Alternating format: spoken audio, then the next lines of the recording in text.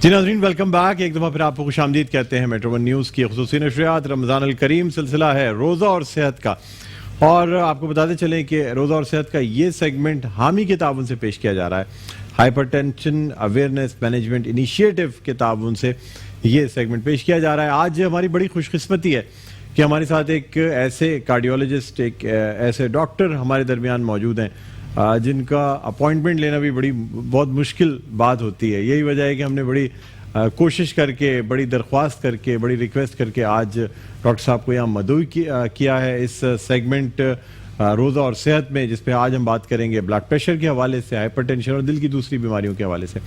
मेरे साथ मौजूद हैं मशहूर कंसल्टेंट कार्डियोलॉजिस्ट जनाब डॉक्टर बशीर हनीफ साहब। अस्सलाम वालेकुम। वालेकुम सलाम सर, खुशामदीद कहता हूँ। Thank you. बहुत बहुत शुक्रिया सर, आपने वक्त निकाला, आप तशरीफ लाए। मैंने इसीलिए इंट्रो में भी कहा कि आपके तो कंसल्टेशन का वक्त लेना बहुत मुश्किल होता है, ना कि आप बनफ़्स नफीस यहाँ मौजूद हैं। तो बहुत शुक्रिया सर, थैंक यू। हाँ, इसके अलावा हमारे साथ शकील मदनी साहब मौजूद हैं, नातख्वां सनाख्वां हैं, और हमारे साथ सैयदा कौसर अली मौजूद हैं, नातख्वां सनाख्वां, और हमारे साथ अवैस अब्बासी भी मौजूद हैं जो कि नौजवान नातख्वां सनाख्वां हैं। अस्सलाम वालेकुम, खैरियत से? आप खुश आमदीद कहते हैं आपको। जी अच्छा, डॉक्टर साहब आपसे गुफ्तगू का आगाज़ करते हैं। सर, सबसे पहले तो मुझे बताइएगा कि हामी क्या है, ये जो हाइपरटेंशन अवेयरनेस मैनेजमेंट इनिशिएटिव है? देखिए, ब्लड प्रेशर का मसला जो है वो बहुत ही ज़्यादा पूरी दुनिया में जो है, अगर देखा जाए कि अगर हम देखें कि जो दिल की बीमारियां होती हैं उसके बहुत से रिस्क फैक्टर्स हैं, और ब्लड प्रेशर इस वक्त जो है वो टॉप मोस्ट रिस्क फैक्टर है पूरी दुनिया में भी और पाकिस्तान में भी। अनफॉर्चुनेटली प्रॉब्लम सबसे बड़ा ये है कि इसकी अवेयरनेस या लोगों को पता नहीं होता। अच्छा, ब्लड प्रेशर जो है ना, अक्सर लोग कहते हैं मुझे पता चल जाता है मेरा ब्लड प्रेशर हाई होता है। ये एब्सोल्युटली रॉन्ग कॉन्सेप्ट है।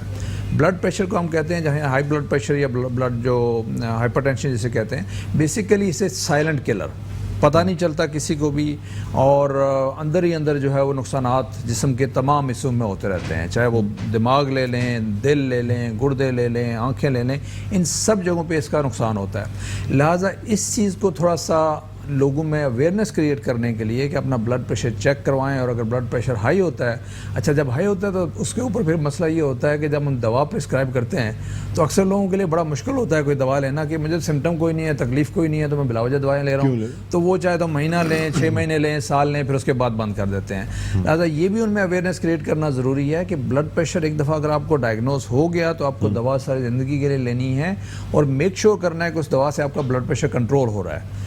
तो ये इसकी अवेयरनेस क्रिएट करने के लिए कुछ कार्डियोलॉजिस्ट ने मिलके जो है, जिसमें डॉक्टर हावर काज़मी जो यहाँ पे लास्ट वीक थे, उनका एक इनिशिएटिव था। उन्होंने मिलके कुछ और कार्डियोलॉजिस्ट के साथ और फिर कुछ कंपनीज़ के साथ मिलके सपोर्ट के लिए बेसिकली इसमें हाई नून शामिल थी, और उन्होंने ये इरादा किया कि हम ये एक छोटी सी एक बनाते हैं काइंड ऑफ NGO, जो कि पूरे पाकिस्तान में पहले शुरू करेंगे हम कराची से, और फिर आहिस्ता आहिस्ता दूसरी जगहों पे जाके हम different basically mobile kind of A small camps लगाएंगे या क्लिनिक्स बनाएंगे, ताकि और फिर साथ साथ अवेयरनेस के लिए जो हैं वो डिफरेंट तरीक़ों से लोगों में अवेयरनेस क्रिएट करेंगे, और फिर इलाज के लिए भी जो लोग जिनको ब्लड प्रेशर मिलता है उनको इलाज के सिलसिले में उनकी मदद करेंगे, उनको ये आगाही पैदा करेंगे कि कितना ज़रूरी है बेसिकली ब्लड प्रेशर का इलाज और ब्लड प्रेशर के बारे में जानना, क्योंकि जब ब्लड प्रेशर की अलामात ज़ाहिर होती हैं तो वो बहुत देर हो चुकी होती है। अब अलामात क्या हैं? अल्लाह न करे फालिज होना, गुर्दे फेल होना, आंखों की बिनाई जाना, या दिल का दौरा पड़ना। अब इनमें से कोई भी चीज़ हो गई तो उसके बाद अगर आपने ख्याल रखा भी तो वो रिवर्स नहीं हो सकती। बिल्कुल। तो हमारा मकसद है इन चीज़ों से बचाना, और उसके लिए आगाही और इलाज से ही ये मुमकिन है। अच्छा सर, ब्लड प्रेशर के लिए जैसे आपने कहा साइलेंट किलर इसको कहा जाता है, मुझे बताइएगा कि कौन सी ऐसी प्री रिक्विजिट्स हैं या रिस्क फैक्टर्स हैं जो कि ब्लड प्रेशर पैदा कर सकते हैं? नहीं, इंसान अगर चाहे तो फिर उन रिस्क फैक्टर्स से दूर हो जाए जो मॉडिफाइबल है, ताकि बचा जा सके कम से कम। दवा खाने से कहीं बेहतर ये है ना कि सर बचाव कर लिया जाए। एब्सोल्युटली। देखिए, उसमें जो सबसे कॉमन चीज़ें हैं जो अगर आप अपना ख्याल रखेंगे तो उससे बच सकते हैं, ऑब्वियसली एक तो है कि अगर आपका वज़न बहुत ज़्यादा है, लैक ऑफ एक्सरसाइज है, डाइट आपकी जो है वो बिल्कुल अनकंट्रोल्ड है, और डाइट में जो एक बहुत अहम फैक्टर समझा जाता है ब्लड प्रेशर के लिए वो नमक, ज़्यादा नमक का इस्तेमाल है। हमारे यहाँ अनफॉर्चुनेटली जो है वो खानों में नमक मिर्च काफ़ी इस्तेमाल होता है, और उसकी वजह से जो है वो ब्लड प्रेशर ज़्यादा होने के चांसेस भी होते हैं और उसको कंट्रोल भी मुश्किल हो जाता है। तो ये ज़रूर, अगर आप रेगुलर एक्सरसाइज करते हैं, अपने वज़न का ख्याल रखते हैं, डाइट का ख्याल रखते हैं, और जो दूसरे रिस्क फैक्टर हैं, खुदा ना खास्ता किसी को शुगर का मर्ज़ है, कोलेस्ट्रॉल का है, इन चीज़ों को भी साथ में लेके चलते हैं तो काफ़ी हद तक जो है वो ब्लड प्रेशर से बचा जा सकता है। कुछ अर्सा पहले कुछ स्टडीज़ की गई थी जिसमें ये देखा गया था कि अगर नमक का कम इस्तेमाल करते हैं और सब्ज़ी और फलों का इस्तेमाल ज़्यादा करते हैं दिन में, तो ब्लड प्रेशर काफ़ी हद तक जो है आप कम कर सकते हैं। तो अगर शुरू से ही आप इन चीज़ों का ख्याल रखेंगे तो ना सिर्फ ये ब्लड प्रेशर के लिए बल्कि बाकी जिस्म की बीमारियाँ, जिसमें दिल की बीमारियाँ हैं, उनसे भी बचा जा सकता है। अच्छा सर, अब किसी को अगर ब्लड प्रेशर हो जाता है, एक तो बाज़ दफ़ा ये होता है कि किसी भी शख्स को टेंशन की वजह से, परेशानी की वजह से, या flight and fight sympathetic system, आपका नर्वस सिस्टम एक्टिवेट हो गया, टेंशन है, परेशानियां हैं, वक्ती तौर पे ब्लड प्रेशर ज़्यादा हो गया। कुछ लोगों को फील बाज़ दफ़ा हो भी जाता है, सर में एक अजीब सा दर्द हो जाना, या उस तरफ भी आएंगे कि हम वैसे अगर होती हैं अलामात तो क्या होती हैं। जी जी। क्या अगर किसी को वक्ती तौर पे ब्लड प्रेशर हो जाए तो इसका मतलब ये समझा जाएगा उसको हमेशा के लिए हो गया? नहीं, बिल्कुल नहीं। देखिए, मैं अक्सर जो मेरे पास लोग आते हैं, मैं उनको ये कहता हूँ कि जब भी आप गुस्से की हालत में, परेशानी की हालत में, या आपको कोई तकलीफ हो रही है, जिस्म में दर्द है, सर में दर्द है, अच्छा फील नहीं कर रहे, उस वक्त आप अपना ब्लड प्रेशर चेक ना करें। उसकी वजह ये होती है कि उस हालत में अगर आप ब्लड प्रेशर चेक करेंगे तो वो हाई मिलेगा। एक तो टेंशन बढ़ेगी और ज़्यादा, और दूसरा ये है कि ब्लड प्रेशर जो है, जो जिसे हम हाइपरटेंशन एक्चुअली कहते हैं, ये कंटिन्यूसली हाई रहता है। ऐसा नहीं होता कि वक्ती तौर पे हाई हो गया, फिर ठीक हो गया, फिर हाई हो गया, फिर ठीक हो गया। ये बहुत कम ऐसा होता है, यूजुअली हाई रहता है हर वक्ती। तो अगर आप गुस्से की हालत में हाई है तो वैसे भी हाई होगा। तो आप अपने हमेशा ब्लड प्रेशर उस वक्त चेक करें या कराएं जब आप बिल्कुल रिलेटिवली रिलैक्स्ड हैं, कोई तकलीफ नहीं हो रही, सर में दर्द नहीं है, जिस्म में दर्द नहीं है, क्योंकि उस वक्त जब चेक करेंगे वो हाई होगा। और वो मोमेंटरली, जैसे आपने कहा कि जिस्म में सिंपैथेटिक जो हमारे कुछ केमिकल्स रिलीज होते हैं बॉडी में, कि जब भी अगर गुस्से की हालत में होंगे या कोई परेशानी में होंगे तो वो ब्लड प्रेशर जो है वो बढ़ जाएगा। तो उस वक्त जो है आपको चेक नहीं करना चाहिए और ना ही उसकी वजह से परेशान होने की ज़रूरत है। ठीक है डॉक्टर साहब, आपसे गुफ्तगू जारी रखेंगे। एक छोटा सा वक्फा, वक्फे के बाद नाज़रीन अजान का वक्फा है, असर की अजान कराची उसके मदाफात में उसका वक्त हुआ चाहता है। उसके बाद दोबारा आपकी खिदमत में हाजिर होते हैं और गुफ्तगू को यहीं से दोबारा शुरू करेंगे। देखते रहिए हमारी ये ट्रांसलेशन रमज़ान अल करीम और हमारा सेगमेंट रोज़ा और सेहत। जी नाज़रीन, वेलकम बैक। एक दफ़ा फिर आपको खुशामदीद कहते हैं मेट्रो न्यूज़ की खुसूसी नशरियात रमज़ान अल करीम सेगमेंट है रोज़ा और सेहत, जो कि हामी यानी हाइपरटेंशन अवेयरनेस मैनेजमेंट इनिशिएटिव के ताउन से पेश किया जा रहा है। नाज़रीन, आज हमारे साथ मौजूद हैं डॉक्टर बशीर हनीफ, जो कि कंसल्टेंट कार्डियोलॉजिस्ट हैं, किसी तारुफ के मोहताज नहीं हैं। ब्रेक पे जाने से पहले इनसे बात हो रही थी हाइपरटेंशन यानी हाई ब्लड प्रेशर के हवाले से। मज़ीद अपनी गुफ्तगू को कंटिन्यू करना चाहेंगे। डॉक्टर साहब, मुझे बताइएगा कि कुछ लोगों में अलामात आती भी हैं क्या ब्लड प्रेशर की, हाई ब्लड प्रेशर की? जैसे मैंने पहले भी कहा कि जब अलामात आती हैं तो उस वक्त अनफॉर्चुनेटली देर हो चुकी होती है। अलामात अब यह है कि अल्लाह न करे फालजी की शक्ल में, गुर्दे फेल होना या दिल का दौरा पड़ना उस शक्ल में आती हैं। अच्छा, जो आपने ब्रीफली बात की थी सर दर्द के हवाले से, अच्छा, सर दर्द का ये जो कॉन्सेप्ट है बिल्कुल गलत है। ब्लड प्रेशर की वजह से सर में दर्द नहीं होता, और वो जो ब्लड प्रेशर की वजह से सर में दर्द होता है वो डिफरेंट टाइप का होता है। एक तो ये है कि ब्लड प्रेशर लिटरली अगर किसी का 200 से ऊपर वाला और नीचे वाला 110 120 हो तो तब जाके होता है, और वो आमतौर पे बैक ऑफ द हेड पे होता है, ठीक है ना। नॉर्मली जो इस जगह पे या आगे होता है वो नहीं होता, या फ्रंटल या वो नहीं होता बिल्कुल। और लिटरली अगर किसी का 160 170 ब्लड प्रेशर है तो वो डेफिनेटली ब्लड प्रेशर है। मैं कहता हूँ कि ब्लड प्रेशर जो है वो सर दर्द की वजह से ब्लड प्रेशर बढ़ गया है, ब्लड प्रेशर सर में दर्द नहीं हुआ, इट्स अदर वे अराउंड। तो इसलिए मैं कहता हूँ कि आप ब्लड प्रेशर उस वक्त चेक ना करें। और अलामात वही, जैसे मैंने कहा, अगर दिल का खुदा न खास्ता दौरा पड़ा तो चेस्ट पेन शुरू हो जाएगा, सांस फूलना हो सकता है, लोगों को चलने फिरने में सांस फूलने लगता है अगर ब्लड प्रेशर कंट्रोल ना हो। फिर इसी तरह से आंखों की बिनाई, जैसे मैंने कहा, या अल्लाह न करे फालिज हो, तो वही चीज़ें हैं जिससे। अच्छा सर, मुझे बताइएगा कि ऐसे लोग जिनको एंग्जाइटी का मर्ज होता है, पैनिक अटैक हो जाते हैं, घबराहट हो जाना, अचानक से घबराहट के शिकार, पसीने छूटने लगते हैं, कोई भी उसका ट्रिगर फैक्टर कोई भी, उनमें ब्लड प्रेशर का मर्ज हो सकता है, या वो एंग्जाइटी की वजह से उनका ब्लड प्रेशर हाई होता है और वो ठीक हो जाता है? देखिए, मोस्ट ऑफ द टाइम तो एंजाइटी की वजह से ही हाई होता है, लेकिन अगर किसी को परसिस्टेंट एंजाइटी रहती है और उसकी वजह से ऑब्वियसली वो हर वक्त सिंपैथेटिक नर्वस सिस्टम आपका हाइपर एक्टिव होता है, तो उसकी वजह से ब्लड प्रेशर इवेंचुअली जो है वो परमानेंटली हाई रह सकता है। ठीक है ना। तो मतलब ये है कि उनमें वो ज़्यादा प्रोन होंगे ब्लड प्रेशर हाई होने की, एज वो क्या होता है वो टाइप ए पर्सनालिटी जो ओवर मतलब वो होते हैं एक्टिव और हर वक्त एंशियस रहते हैं, तो उनमें डेफिनेटली और स्ट्रेस्ड अगर है तो उनमें हो सकता है ब्लड प्रेशर हाई होने के चांस होते हैं। ठीक है।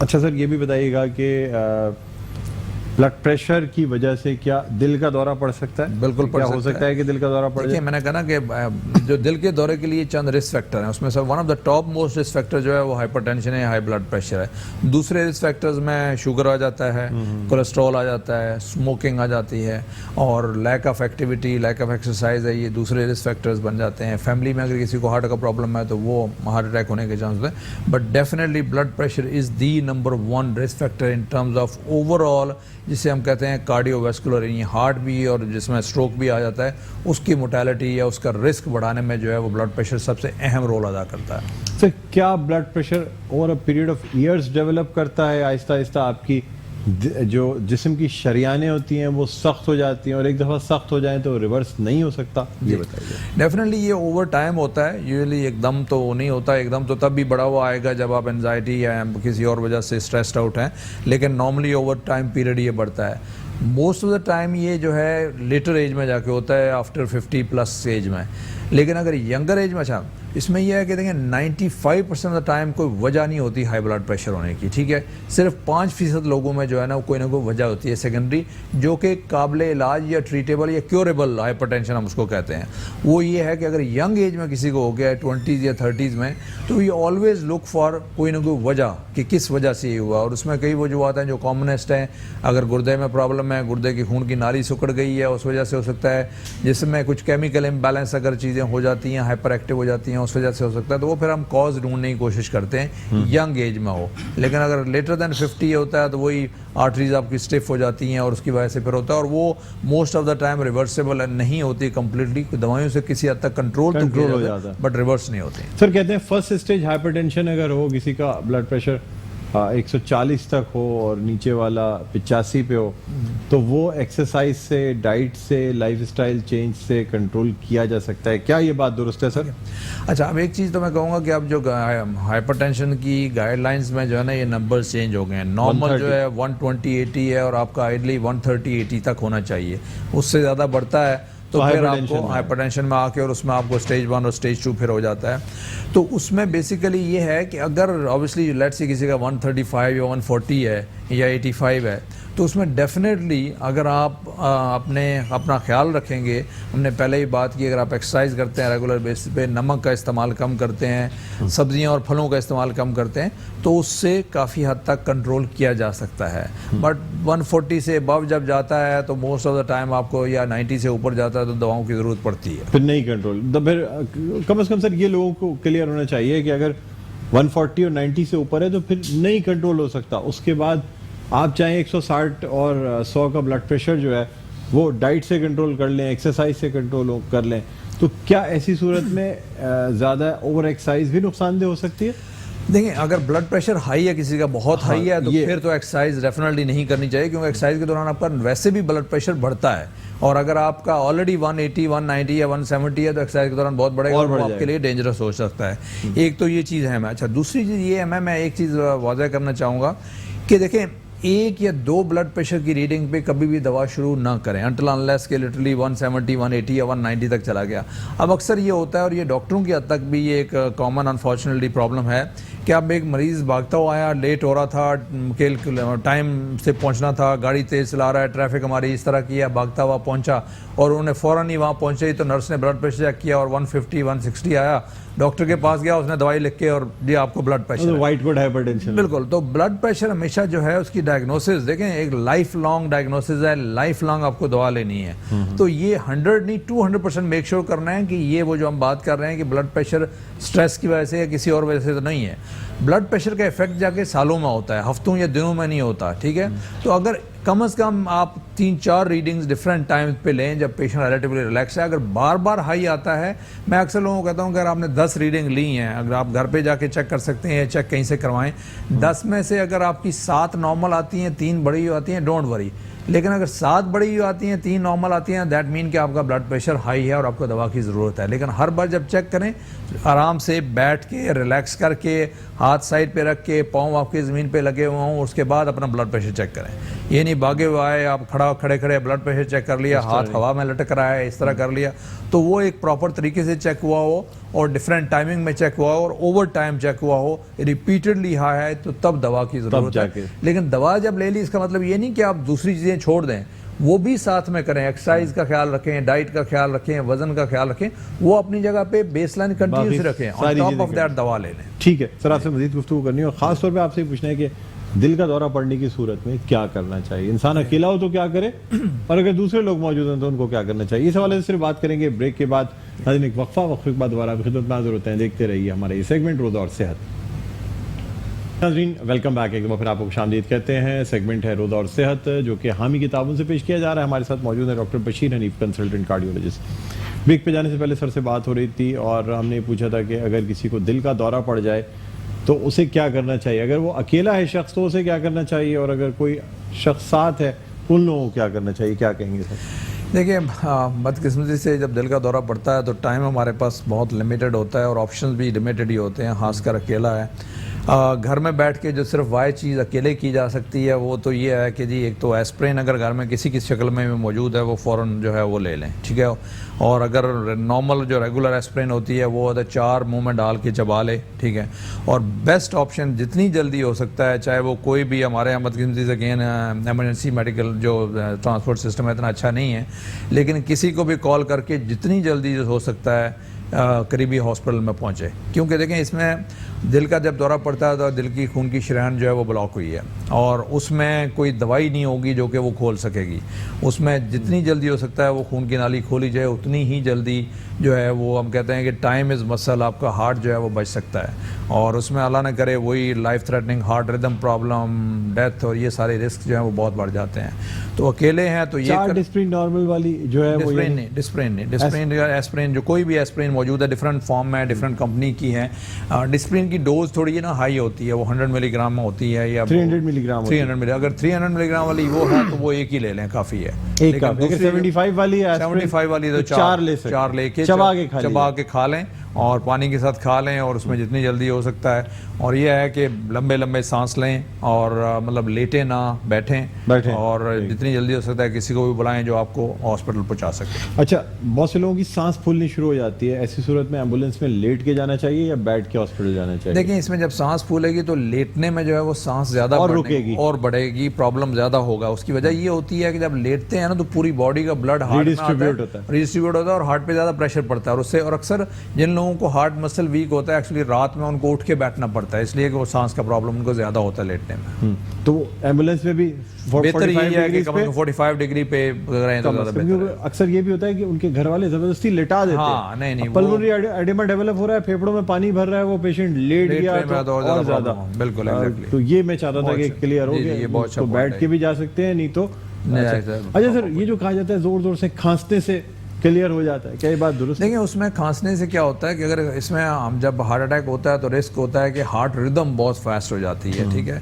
तो वो हार्ट रिदम जब फास्ट होती है तो वो लाइफ थ्रेटनिंग हो सकती है। तो जब अगर किसी को, अब अगेन टाइम वो बहुत लिमिटेड होता है कि जब तेज़ होती है तो एकदम वो हार्ट पंप नहीं कर पाता, इवन ब्रेन में भी ब्लड नहीं जाता, तो वो तो बेहोश होने का फ़ौरन खतरा होता है। लेकिन खांस अगर कोई इस हालत में है कि उसको दिल की धड़कन तेज़ महसूस हो रही है तो खांसने से हमारे जिस्म का वो पैरासिम्पैथेटिक सिस्टम एक्टिव होता है और उसकी वजह से वो हार्ट रिदम जो है किसी हद तक स्टेबल होने के चांसेस होते हैं। बट ऑब्वियसली वो कहना मुश्किल होता है अगर इस तरह की होती है। कभी कभार इतनी जल्दी सारी चीज़ें होती हैं कि आपके पास टाइम ही नहीं होता, कुछ। उससे बेहतर है सारे कॉल करके कम से कम SOS बोल दे कि कम से कम जो है ना कोई मदद पहुंच जाए। और बहुत ज़रूरी है कि किसी ऐसे करीबी हॉस्पिटल जाएं जहाँ पे ये फैसिलिटी मौजूद है कि फौरी तौर पर जो है वो आपको एंजियोग्राफी, एंजियोप्लास्टी या जो भी वो आर्टरी जो है वो खोली जाए, क्योंकि ऐसे किसी हॉस्पिटल जाना जितनी जल्दी खोली जाएगी उतनी ही। वही जो इंटरनेशनल स्टैंडर्ड है कि अगर किसी हॉस्पिटल में भी पेशेंट पहुँचता है तो वो विद इन 60 मिनट्स आपको आर्टरी खोलनी है। और डोर ये- टू नीडल टाइम जो हम पहले कहते हाँ, थे। पहले होता था कि वो खून पतला करने वाली दवाई दी जाती थी, लेकिन अब जो है वो बेस्ट ऑप्शन ये है कि जाके खोल लीजिए। अगर नहीं खोल सकते, फैसिलिटी नहीं है, तो फिर वो एक स्पेशल इंजेक्शन होता है जो कि दिया जाता है वो ब्लड क्लॉट को डिजोल्व करने के लिए, क्योंकि हार्ट अटैक जो होता है बेसिकली वो ब्लड क्लॉट की वजह से होता तो वो डिजोल्व करना है या रिमूव करना है, जितनी जल्दी वो करेंगे उतना ही बेहतर होगा। बेहतर ये प्राइमरी एंजियोप्लास्टी एंजियोप्लास्टी कर ली जाए ताकि जी, वो हो बिल्कुल, जाए। exactly। अच्छा, जो अगर कोई ऐसे शख्स जो करीब में मौजूद है, जिसने देखा किसी को दिल का दौरा पड़ रहा है, पसीने छूट रहे हैं, सांस फूल रही, क्या करना चाहिए? गाड़ी में डाल के भगाए? बेस्ट तो यही है कि जितनी, क्योंकि उसके पास बहुत लिमिटेड चांस है कुछ करने के। देखें, एक चीज़ है जो कि एक बेसिक लाइफ सपोर्ट होती है जो कि प्रोवाइड की जा सकती है। आइडियली तो हर शख्स को बेसिक लाइफ सपोर्ट सीखनी चाहिए, आनी चाहिए कि अगर किसी को कुछ होता है तो किस तरह चेस्ट कंप्रेशन करनी है, किस तरह, क्योंकि बेसिकली उसमें क्या होता है कि हार्ट स्टॉप हो जाएगा, ब्रीदिंग स्टॉप हो जाएगी, तो आपने टेम्परेरी तौर पे उसको देनी है, लेकिन वो भी एक सर्टेन टाइम तक ही दे सकते हैं। पेशेंट, कितने पेशेंट वापस आते हैं सीपीआर करने से, जब हम दोनों हाथ रख के दबाते हैं? अगेन ये इस पे डिपेंड करता है कि कितनी जल्दी उसको प्रोसेस स्टार्ट होता है, ठीक है ना। जितना लेट स्टार्ट करेंगे उतने चांसेस कम हो जाएंगे वापस आने। अगर मेरी आंखों के सामने किसी को हो गया और मैंने फौरन ही स्टार्ट कर दिया तो the likelihood of coming back is very high. और उसमें सबसे बड़ा प्रॉब्लम होता है रिदम का, और रिदम को वापस लाने के लिए आमतौर पे आपको शॉक करना पड़ता है। और इसलिए आपको पता है इंटरनेशनली दुनिया में हर जगह पे उन्होंने वो शॉकिंग पैडल्स लगा दिए हैं कि जी, और लोगों को ट्रेन कर रहे हैं कि जी जैसे अगर किसी को ऐसा हो तो फौरन लगा दिया जाए। हमारे यहाँ एक पाकिस्तानी मशहूर कार्डियोलॉजिस्ट थे, वो यहाँ से यूके ट्रैवल कर रहे थे और वो वहाँ पे पहुँचे एयरपोर्ट पे, अभी मतलब जहाज़ से उतर ही रहे थे लिटरली यहाँ से जाने के बाद, और वहीं पे जो है उनको हुआ और वो बेहोश हो गए। लकीली वो करीब में मौजूद था और उनको शॉक किया गया और ही केम आउट और लकीली सर्वाइव्ड, अदरवाइज कहीं और होते तो इट वाज इम्पॉसिबल। एग्जैक्टली, ठीक। अच्छा, अगर आंखों की पुतलियां फैल जाएं और लाइट से रिस्पांस ना करे तो इसका मतलब ब्रेन डेथ हो गई? मोस्ट ऑफ द टाइम ये होता है, लेकिन उसमें ये भी देखना होता है कि लॉट ऑफ टाइम्स हम दवाएं दे रहे होते हैं जब एट्रोपिन ना दियो जी, क्योंकि एट्रोपिन अगर दे दिया तो फिर तो वैसे ही हो जाएगी जी। तो अगर एट्रोपिन नहीं दी, एक पेशेंट है, अब एक डॉक्टर है या कोई पैरामेडिकल स्टाफ है, उसने देखा सांस भी नहीं ले रहा है पेशेंट और पुतलियां जो है ना, टॉर्च, अब तो हर मोबाइल में टॉर्च है सर, एग्जैक्टली, पुतलियां फैल गई तो फिर इसका मतलब है कि वो one of the science of brain death. तो वो अगर उसके बाद अगर वापस आ भी जाए पेशेंट तो ब्रेन डेड हो जाती है, फायदा नहीं होता। बहुत बहुत शुक्रिया डॉक्टर बशीर अहनी, बहुत अच्छा लगा, बहुत कुछ सीखने को मिला आपसे और उम्मीद करते हैं कि जितना मैंने सीखा है उससे कहीं ज़्यादा या उतना ही शायद नाज़रीन ने भी सीखा हो, और हम कोशिश करें कि आपको दोबारा भी बुलाएं और आपसे ये जो इम्पोर्टेंट मालूमात है ये फराम करें। नाज़रीन, आपको एक बात बताना चाहूँगा, डॉक्टर बशीर अहनी भी माशाल्लाह is very much health conscious, और डॉक्स ऑन व्हील्स एक बाकायदा एक एसोसिएशन कह लें उसको, लोगों का ग्रुप कह लें, जिसमें साइकिलिंग करते हैं और बड़ा ज़बरदस्त अच्छा लगता है। 35-40 किलोमीटर रोजाना ये साइकिलिंग करना। बस सर एक जुमला डॉक्स ऑन व्हील्स के बारे में भेजिए, वरना डॉक्टर सौलत फातमी नाराज होंगे कि आपसे बात नहीं। ये डॉक्टर सौलत फातमी का ही इनिशिएटिव है और हम कुछ डॉक्टर्स ने मिलकर एक ग्रुप बनाया हुआ है और हम हफ्ते में 4 दिन सुबह 6:15 बजे जो है साइकिलिंग पे जाते हैं और वही 30 से 35 किलोमीटर करते हैं। एंड इट्स सो फ्रेशनिंग और हेल्दी कि मॉर्निंग में जब आप सीवीयू की तरफ जो है ताज़ा हवा के साथ सारे मिलके कर रहे होते हैं और हेल्थ के लिए भी it's a very good excellent exercise. बिल्कुल बिल्कुल, बड़ी ज़बरदस्त चीज़ है। Thank you sir. नाज़रीन, अब वक्फे से जाने से पहले हम दरख्वास्त करना चाहेंगे, हमारे साथ मौजूद हैं उवैस अब्बासी, जिनसे हम दरख्वास्त करेंगे कि बारगाह रिसालत में आप सल्लल्लाहु अलैहि वसल्लम हदिया नात पेश करने की सादत हासिल करें। औज़ु बिल्लाहि मिनश शैतानिर रजीम, बिस्मिल्लाहिर रहीम। तुम्हारी याद से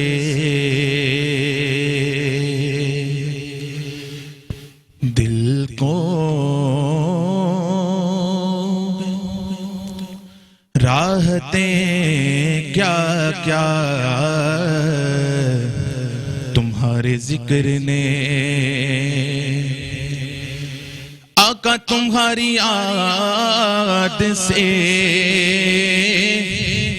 दिल को राहतें क्या क्या तुम्हारे जिक्र ने डाली है, मुश्किलें क्या क्या तुम्हारे जिक्र ने, और बस एक रात का मेहमान उन्हें बनाने को और बस एक रात का मेहमान